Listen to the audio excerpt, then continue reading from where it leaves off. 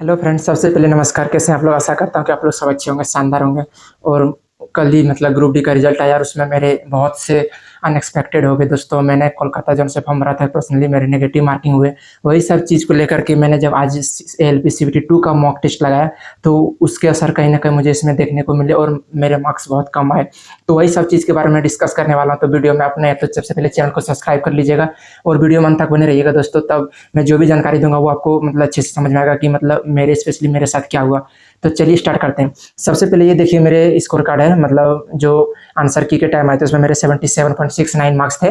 और जो कल आरआरबी के थ्रू मतलब स्कोर कार्ड, इसमें ये देखिए मेरे नॉर्मलाइज मार्क्स मतलब 74.68 कर दिया, यानी कि 3 नंबर मतलब नेगेटिव कर दिया नॉर्मलाइजेशन में, यानी कि 3 नंबर मेरे घट गए। और इसी के कारण से मेरे मतलब कट ऑफ नहीं बन पाए, क्योंकि कोलकाता के कट ऑफ के वही 76 नंबर और मेरे रॉ मार्क्स थे 77.6, यानी कि 77.5। और घटा के नॉर्मलाइजेशन में क्या कर दी दोस्तों, मेरा 74.5, यानी कि 3 नंबर मेरे माइनस कर दी, जिसके कारण से मेरा पर्सनली रिजल्ट नहीं बन पाया। तो उस चीज़ का बहुत ही दुख हुआ है कहीं ना कहीं मुझे। और आपका क्या स्कोर था वो कमेंट करके बताइएगा। और उसके कारण से मैंने जब कल एक मॉक दिया और आज एक मॉक दिया तो उसमें मेरे स्कोर कहीं ना कहीं बहुत ही डिक्रीज हो गए, क्योंकि उसका मतलब सर मॉक में भी नहीं दे मॉक में दिख गया दोस्तों। क्योंकि पर्सनली उसका दुख मतलब जा ही नहीं रहा है, क्योंकि मैं पर्सनली बहुत दिनों से वेट कर रहा था कि फिजिकल होगा, फिजिकल की तैयारी करूंगा। तो कल रिजल्ट आया तो कल भी एक मैंने ALP CBT 2 का फुल मेल लेंथ का मॉक लगाया।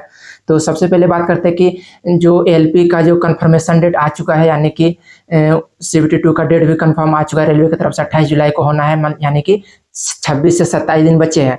तो मैंने कल एक मॉक मारा। तो सबसे पहले देखिए मैंने 6 नंबर और 7 नंबर 2 मॉक मारे 2 दिन में।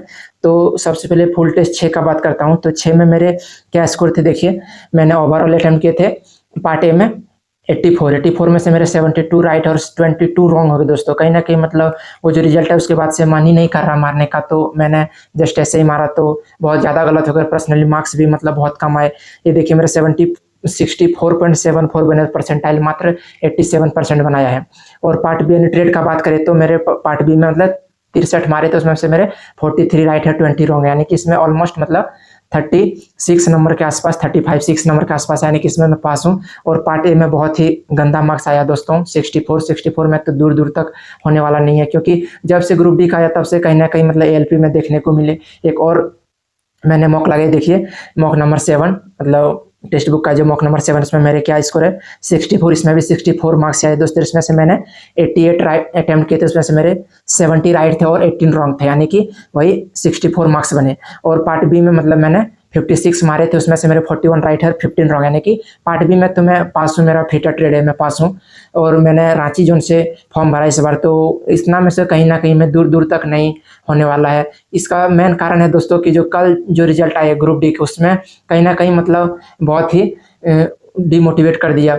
नेगेटिव मार्किंग मतलब देखने को मिले। 3 नंबर अगर नेगेटिव नहीं करते दोस्तों तो मेरा आराम से हो जाता, क्योंकि कट ऑफ 76 गया था और मेरे मार्क्स 77.6 थे। अगर नहीं भी नॉर्मलाइज करके बढ़ाते तो उतना ही अगर रख देते तो मेरा हो जाता, लेकिन जो नॉर्मलाइजेशन में माइनस कर दिया उसके कारण से मेरा नहीं हुआ और मैं फाइनली बाहर हो गया।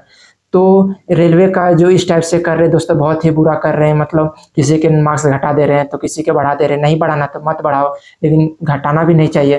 तो यही सब था दोस्तों, उसके कारण से मेरे रिजल्ट CBT 2 में भी असर पड़ गया, क्योंकि इससे पहले मैंने जो मॉक नंबर 4-5 मारे थे उसमें मेरे 75, 74, 70 के पार मार्क्स थे। इसमें मतलब इस 70 के नीचे आ गए, यानी घट के 64 के आसपास। तो इतना में तो होने वाला नहीं है दोस्तों। आप लोग भी कमेंट करके बताइएगा कि आपका मतलब ग्रुप डी में हुआ या नहीं हुआ, और आप कहाँ से तैयारी कर रहे हैं CBT 2 का और मॉक दे रहे हैं। मैं तो सजेस्ट करूंगा दोस्तों कि टाइम ज़्यादा नहीं है तो आप इधर उधर नहीं भटकिए।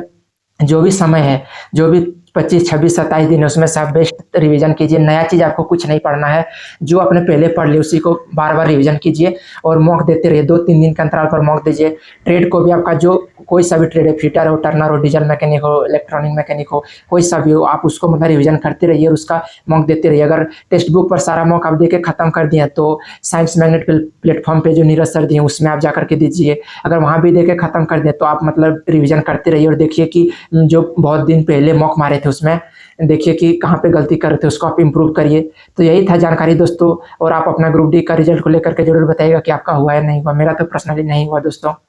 ठीक है, यही था जानकारी दोस्तों। फिर मिलते हैं नेक्स्ट वीडियो में, तब तक के लिए धन्यवाद।